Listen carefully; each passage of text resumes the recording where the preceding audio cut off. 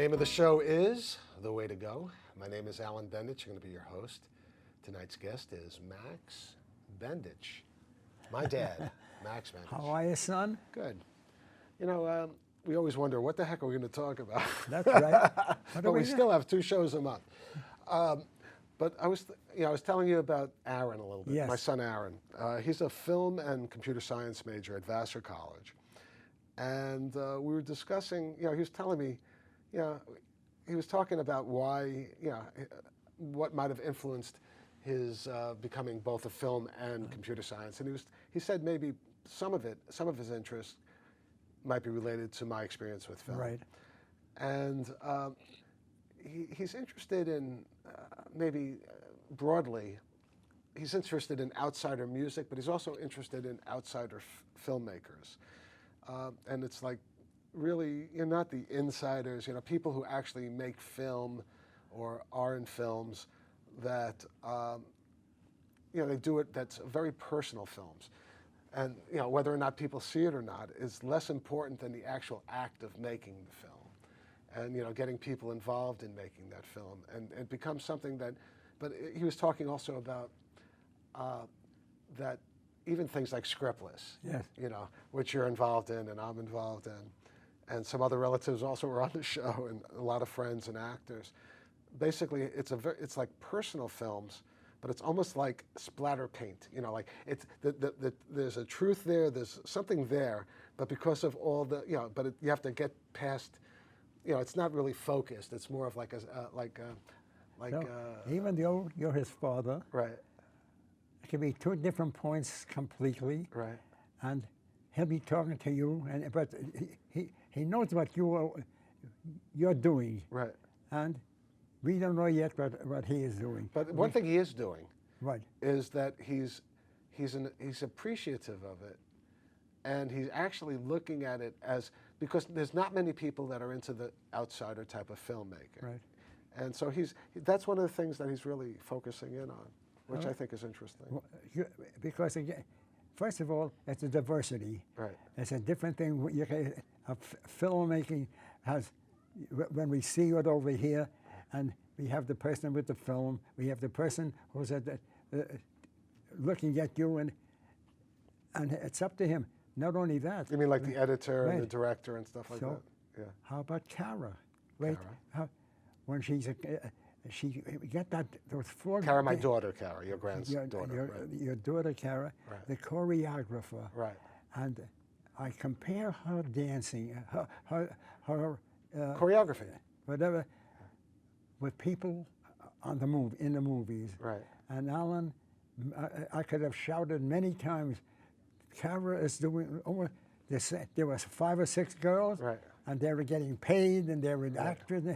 They're doing the same turning and everything. Right. Alan, I'll tell you, that came, I knew that Kara had always been a dancer. Yes.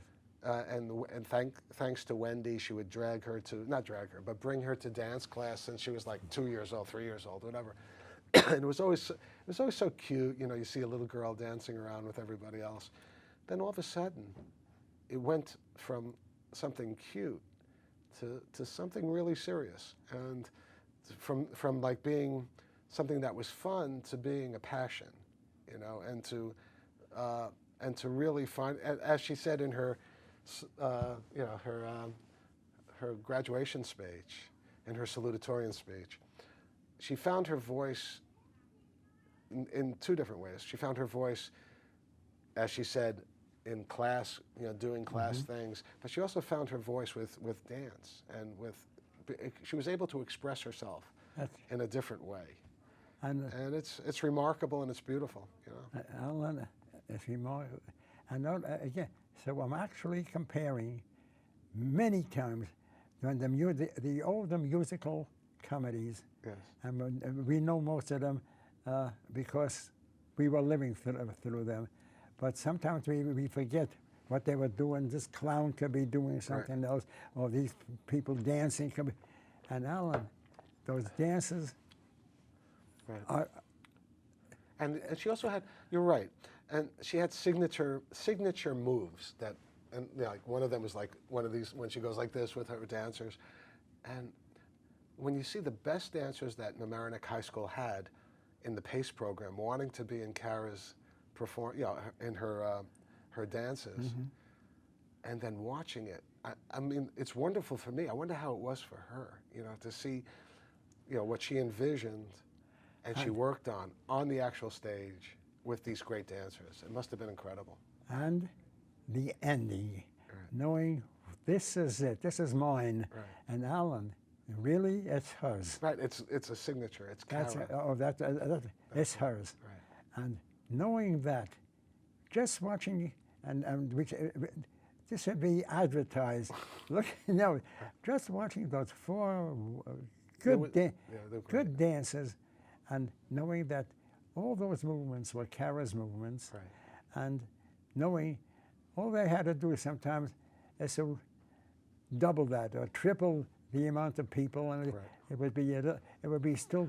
But even to be able, it's like music, to be able to, have the right hand and the left hand playing on the piano, or having, 4 different people dancing and knowing in your mind how exactly you want that motion to be for each one of those 4 people, and it's all individual, or maybe the ends are mirror images and the 2 people are mirror, whatever it is, whatever's going on. Even 2 people. Right, but when you have 4, and each one of them are doing something else. And each one of them doing, and not only that, when near the end, when this lady, she goes on top of her, comes around, even thinking of doing something like that. Right.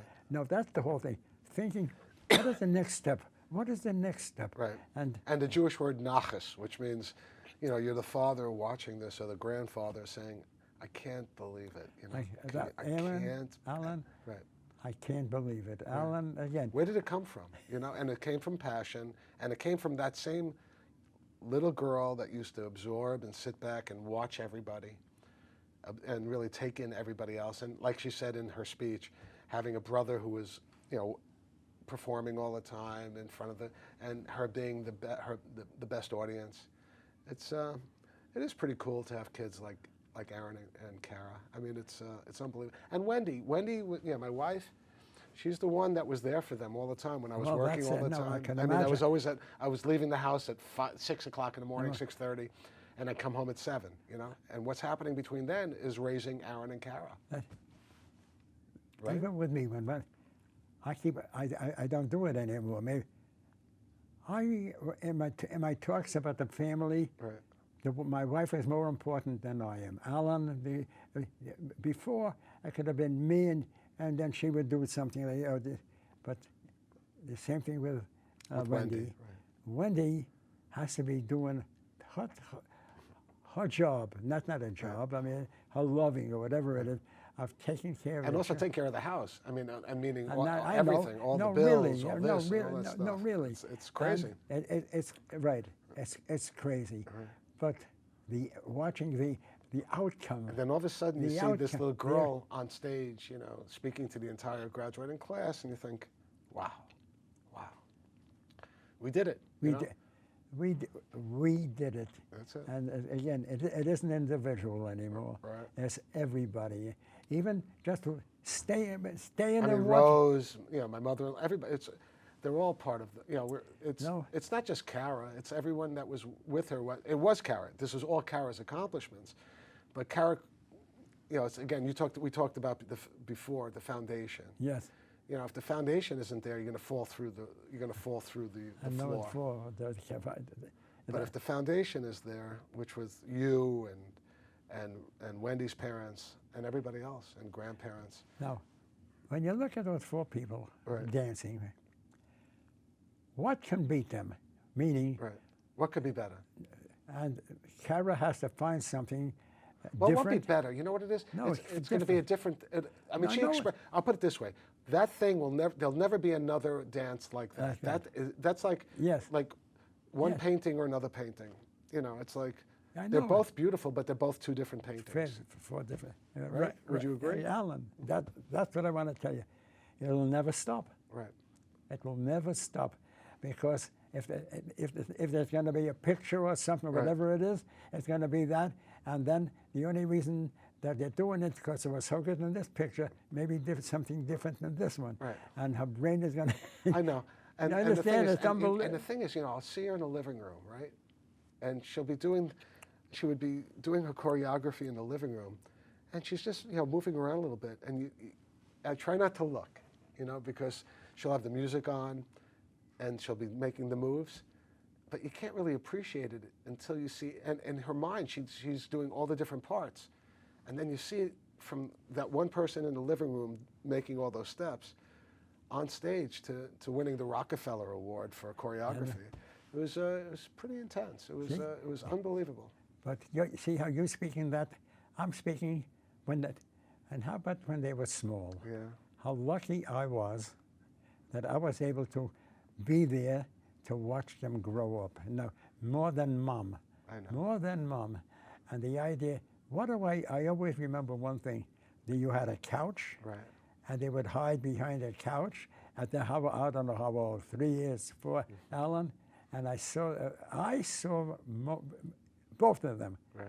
growing up, maybe even more than you did. Right. You And we'd had come to your work. house also. We would always come to your house at Mickle Avenue, and I'd bring the kids. We'd stop at Burger King and get, the crummy food there and play all the games, but we'd always stop over.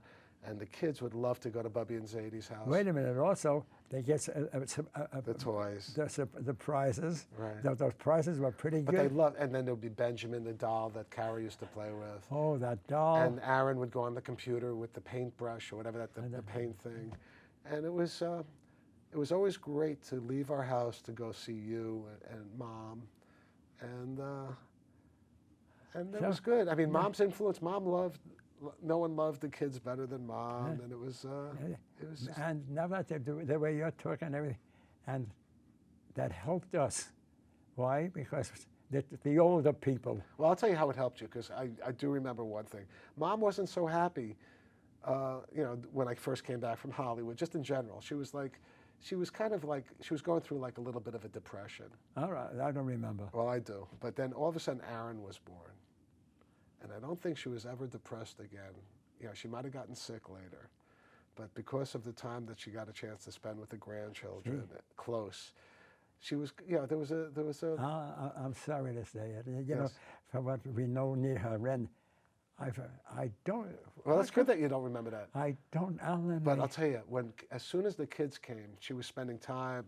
I just remember her taking care of Aaron. I remember her diapering Aaron. And she put too much powder on Aaron. But Aaron loved Mom and loves you. And by luck, And so does Kara. they had us because we had the time to be with And we were them. so close. We Yes, were close. First we were in Yonkers, and then we moved to Larchmont. So how about with Michael and Gabriel? I know they were Never. Well, they were close in the beginning. Because remember, they lived in your house. We lived in Co-op, and then they moved into the house for a while. So we moved to Co-op City, kept the house, and gave it to Mimi. Because Mimi and Sam with Michael lived on Decatur Avenue. Was it Decatur Avenue? I think so. And then they moved from Decatur Avenue and Gun Hill Road to your house for a few years. And that was back in the 70s, and then they moved to Long Island. But when they were here in the 70s, you used to see them all the time. Meaning, again, just by luck, because this was happening to us, Right. and this was happening to us. It was and all luck. And we were taking it in. Right. Did we think those things were important? I don't know. Well, no one was more important than your grandchildren, and that was Michael and then Gaby. I mean, that back then in the 70s. I mean, every weekend when they moved to Long Island, we used to go visit Michael and Gaby and Mimi and Sam. We used to play cards with them all the time. We had a great time. Wait. Oh, I remind myself. One time, something happened when Miriam lived in Stony Brook. Right. And Mom was there Right. for the whole summer or whatever. And whatever remember. it was, no questions asked. Right. Mom, I need you, Right. or whatever. Mom even would have said, without even asking. Again. But I remember once there was an issue where, like, Michael went out, he came back a little late, he had like a bloody nose or something, and Mom didn't know what to do. It was like, that was But again, Michael now, who's the cardiologist. And but Alan, yeah. I forgot about that. It was all good Alan, stuff. I forgot about. I just remember playing I'm glad that we are Canasta. talking about. We had such a great time. It, It was, and I mean, no one was closer to Michael and Gaby than you and us. oh and wait, something called gallivanting. Oh, right. We would go and buy. Can you imagine? He was one of the great. He's a good doctor. He's one of the great cardiologists. Oh no, he's an unbelievable doctor. Come on, let's go gallivanting. What does gallivanting mean? Comic go to books. the comic. Go to the. We went to the comic book store. Oh, he has boxes of comic books. Box. We spent a fortune. No, and I still think they're doing it. No, they still have the boxes and, of. there was still, and one other thing. Yeah. We went across country, and Gabriel went with us. And where did we go? We went to Denver, Colorado. Now in Denver, it's the And why'd you go cross country? To visit me in Hollywood. I know, But to visit you in Hollywood. But you got to Denver. We went to Denver, and in the advertisements in the comic book store, if you want to issue number 420 or you want or something, come down to this. And when we came into a store in Denver, That's funny.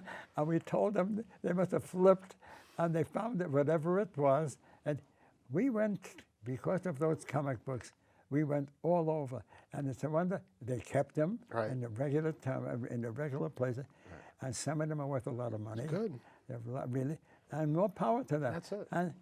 And my brother used to read, what do they call? It was a big magazine about.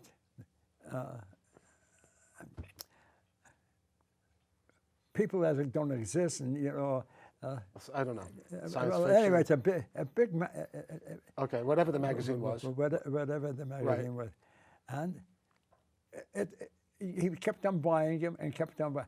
Maybe, and here is his uncle doing this. Right. His nephew. Doing the same thing. Right, that's it. And That's good. Life is good. And I just remember also when Gaby came to visit on the set of Cagney and Lacey, and my friend Gino Politano was on the set. He was playing a uniform, and I was playing a detective. He came on the set, and he was carrying a book called The Great Brain, and that was something we joked about all the time, because Gaby obviously is a very brilliant kid, but that was one thing. I just never forget him walking on the set of Cagney and Lacey holding The Great Brain book. It was good. I remember the name. Amazing Stories. Okay. Amazing Stories. A big magazine. Yeah, I remember that. I think they even made a movie out of that. I don't know, but I'm just saying, here, eventually, and they still like it. Right. Maybe we were reading the wrong books. Well, but now Michael and Gaby are already in their 40s. You know, it's amazing, and now they have kids. And they, just So it's this whole thing about, like, you start out young, and then you're 100 years old, and then then there's always a new crop behind you. It's an interesting concept. But but that never happened to us when we were young. What never happened? To visit the relatives. Right. We visited relatives. But in the neighborhood. In the neighborhood. Right. Everything was in the neighborhood. And right in the summertime, we would go up to Ellenville, Right. because he had a steam laundry there and everything. Right. But we never, or maybe we didn't have the time. Well, no, you know what it was? The interesting thing, again, the thing with Al, Yes. my cousin Al, Yes. your cousin Al. I didn't even know he existed, except that my first real girlfriend was looking in the autobiography of Lenny Bruce, How to Talk Dirty and Influence People. And Al's name was in there, and she asked me, "Are you any relationship to Al Bendich?" But it turned out he pronounced it Bendich. And I said, "I have no idea." And then that was back in 1973 or 74 when I asked you about Al. And you said, "Oh yeah, that's Jaime's son." I said, "Who's Jaime?" So anyway, and then about a year after that or so, I hitchhiked cross country to meet him. I remember something. Listen to this. Is there anybody else besides our relatives by the name of Bendich? I'll never forget. And we started looking up. We find a Bendich. Right. We wrote a letter to them. Nothing happened. Right. We wrote another letter, and I think one of the other finally I get an answer. "I'm not related to you. I don't know how you got my name and everything else. Don't send me any bothering me. Don't bother me." Right. But, There's Bendich's down in New Orleans or at least I don't know how to pronounce it. They could be Bendich. Oh, But there's also, Aaron found these people that live in Long Island, a Dr. Ilya Bendich. There's a few Bendiches out there. all right. You know, and it's, the more the merrier, you know? Alan, the more. And I remember Mom always talked about the revolutionary Daniel Cohn-Bendit. And she was saying that her joke, my mother's joke, was that when you were in France during World War II, you might have fathered a kid that became this revolutionary during the civil rights movement back in the 60s And I 70s. told you, That's what Mom used to say, right? And just recently, I think I told you, again, he was, and you know about this man? No. He became a senator, and he became a very big in the political movement. Right. So that's why Mom said, but only for that one reason. Oh, yeah, Daniel I know Cohn-Bendit. you have a kid there. Mac, you have a kid there. No, That's Daniel Cohn-Bendit. I remember, yeah, I remember that. That was All right. So, But I'll tell you, I really miss the days. I mean, not that you can go back. I miss the days we used to go during this time of year every Sunday. every Sunday. Every Sunday we'd go to Kinderland, to Lakeland, and every Sunday we'd swim on a lake, and we'd be around people that we loved, including your parents. We'd play shuffleboard. We'd go on the boats. Aaron, I played every. Alan. I forgot. Yeah, we'd play shuffleboard. Sometimes Aaron would be there. Your brother would come in, go swim. He would Not- go underwater. Not Joe. I know, but Aaron. Aaron would do it. And you know what? Aaron got a heart attack. Yeah. And a little while later, in the summertime, we went up there. He went into the water, underwater, I know, right? all the way to the raft. All the way to the raft. Right. But all right, it shows you that You could rebound. maybe we lived well. We did, and that lake was so, I mean, the lake was so clean you could actually drink I the know, water. Alan. It was so beautiful, and all the little fish and the turtles. I mean, we had, Oh, the yeah. memories were incredible, right? We have a picture. Again, I tell you, I'll never forget, we're up in my honeymoon in, I forget the name. It wasn't Lake George, but where was it? No, not Lake George. One of our camps. I don't- Unity? Camp Unity. Right. And we're standing near they had a little wharf coming out. Yeah. And then, why aren't you guys going in swimming? No, the big turtle, Alan. I know, the I saw the big picture. What big turtle? So finally, I see it. Now, I don't remember if I was clothed. I jump into the water. And you grabbed it. And I grab it, and I brought it up here. And Mom's like, But we have a picture of Mom. I know, that picture. She has a foot on the I turtle. know, with her face like, I should put my foot on that turtle. I know. Again, we found. I love that picture of Mom. We made fun of things that, well, But the weird thing to me also is, I think of myself, like, you're 40 years older than me, right? So when I was 20, you were my age. So it's so weird. I think about, like, I don't know. To me, it's just this whole time thing, that I can't believe I'm 60, first of all. But I also can't believe, but one thing that's encouraging is I see you at 100. So that's pretty cool. no, that's with that idea, Alan. When you think about it, why am I 100? I give a reason. There has to be a reason. The doctors help me. The pills help me. Right. The people around me, my children help me. I help, and all of that is doing something that makes me feel good, or whatever it is. Right. Again, but and this is my attitude. 100 is only one day. Right. The next day, I'm not 100 anymore. I'm 100 plus plus 1 day. But with the Jewish people, though, it's bis Ende 20. 120, right. It'll be 120 years. Right. Why they come to that 120? Well, you got to make it to then. Yeah. But to me, it's even 60 is weird, because I still, like you, I would always ask you, how does it feel every year that you got older? And you say it's the same. When I think, I'm 60, but do I feel any different than when I was 50 or when I was 40?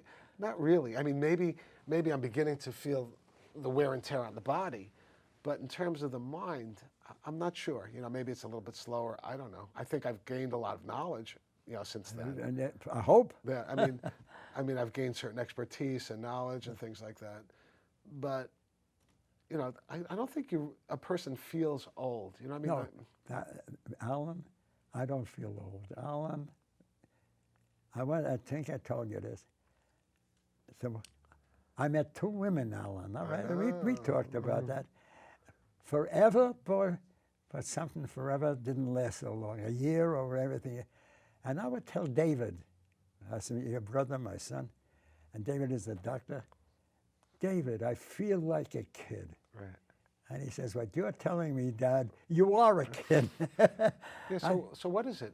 I mean, I know that, a certain thing, as you get older, because it happens, but, things, the body starts failing a little bit. Right. But I don't think, in terms, as long as you got your marbles, because the issue really is, like, your brain works. Yes. You're able to function. Right. You could have a conversation. I mean, maybe there are slight memory issues because everyone has slight memory issues. But in terms of being able to carry on and to be meaningful.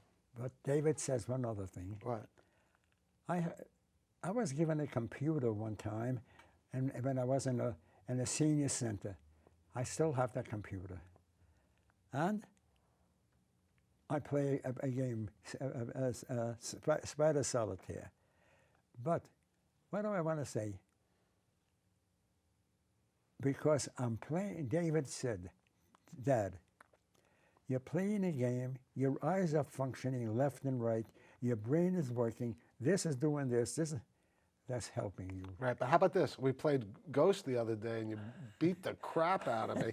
So it's not just, I mean, your brain, maybe because you lived the lifestyle that you did, maybe because you work so hard, maybe you were lucky, maybe. Don't say maybe. Alan. I know, you were lucky. I am the luckiest guy in the world. Right, because you see people left and right. I know. Oh, well, and you're going down the road and, the bodies are there, but you're going straight ahead. Alan, to find out about luck or anything else, right. To live where I live. I live, what's it called? Yes, in an independent, you live in the independent living. And it's right. independent But they living. also have assisted living. All right. Where I hated to go in there. I was still driving a car, but Mom needed some help. Absolutely. And I had, believe me, I even forgot why she needed, but all right, she needed help. Right. And she was in her 80s, right. because she died when she was 89. And we accepted everything. Right. She would say, I'm not going there. Right. I've lived all my life over here. Right. But little by little, we realized we had to go. Right. So what happened? That happened. But I also did this, Alan, and people are amazed. Tell me quickly. Huh? Tell me quickly. All right. No, really. When she died, yes, I got all the family. I said, we all died. Right. And now a new life has been born. Right. And with that, starting from that time on, I never talked to a woman. I ever was. Right. Here I go out with a woman, and it's forever. I know. But something, it didn't work. Well, sometimes forever is only like could be a couple of months or something like that, right? And then sometimes forever could be like this. Like that. And unfortunately, forever is like this right now. You know why? Because there's only one thing left to say, Pop. Just one thing. Okay? And that's a wrap. Good night, folks.